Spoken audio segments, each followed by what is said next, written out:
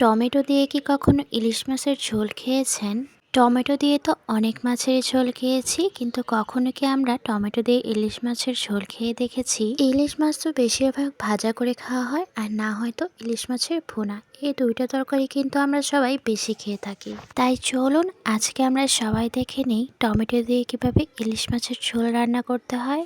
ইলিশ মাছের কিন্তু প্রচুর কাঁটা, অনেক পরিমাণে কাটার কারণে ইলিশ মাছ খেতে আমার বিরক্ত লাগে। আবার ইলিশ মাছ কিন্তু আমার অনেক পছন্দ। কাটা হয়েছে তো কি হয়েছে, ইলিশ মাছ আমরা ভাজা করে খাবো। তো প্রথমেই ইলিশ মাছগুলোকে ভালোভাবে ভেজে নিতে হবে। আর ইলিশ মাছগুলোকে ভালোভাবে ভেজে নেওয়ার জন্য ইলিশগুলোকে প্রথমে আমরা লবণ আর হলুদের গুঁড়ো আর সামান্য পরিমাণে সর্ষে তেল দিয়ে মাখিয়ে রেখেছিলাম। আর তারপরে কড়াইয়ে তেল গরম হতে দেই, আর তেলটা যখন গরম হয়ে আসে তখন ইলিশ মাছগুলো একটা একটা করে তেলের মধ্যে ছেড়ে দেই।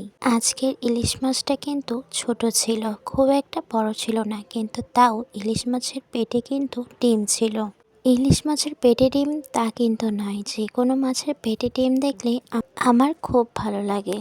তারপর মাছ ভাজা হয়ে গিয়েছে, মাছগুলোকে একটা বাটিতে উঠিয়ে নিয়ে এখন সেই তেলের মধ্যে আমরা মাছগুলো ভেজেছিলাম সেই তেলের মধ্যে কেটে রাখা পেঁয়াজ মরিচ দিয়ে দেব। পেঁয়াজ মরিচগুলো একটু ভাজা ভাজা হয়ে গেলে এর মধ্যে এখন বাটা মশলাগুলো এক এক করে দিয়ে দিব। তো প্রথমে সামান্য পরিমাণে জিরা বাটা দিয়ে দিল, আর তারপরে দিয়ে দিল হলুদের গুঁড়ো আর মরিচের গুঁড়ো, আর এখন দিয়ে দিল টমেটোটা দেওয়ার পর তারপর দিয়ে দিল পরিমাণ মতন লবণ। আর এখন ভালোভাবে নেড়ে চেড়ে দিচ্ছে। এখন এই টমেটোটা ভোনার পালা। টমেটোটা পেঁয়াজ মরিচ আর মশলাগুলোর সাথে যত ভালো করে ভুনা করা যাবে, তরকারিটা খেতে কিন্তু ততটাই মজা হবে। আমরা যখন ভুনা গোস্ত রান্না করি তখন কিন্তু প্রথমে মশলাটা ভালোভাবে কষিয়ে নিই।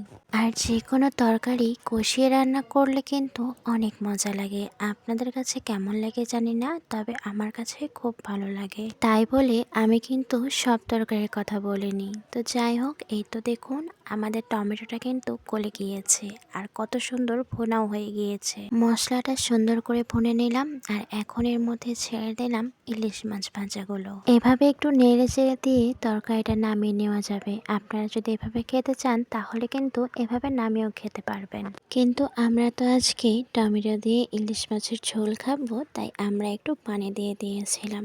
পানি দেওয়ার পর কিছুক্ষণ রান্না করে তরকারিটাকে নামিয়ে ফেলি। আপনারাও কিন্তু বাড়িতে একদিন এভাবে রান্না করে দেখবেন, খেতে কিন্তু দারুণ মজা। আর এটা হলো আমার তরকারির ফাইনাল লুক। তো আজকের এই ভিডিও এই পর্যন্ত। সবাইকে আল্লাহ হাফেজ।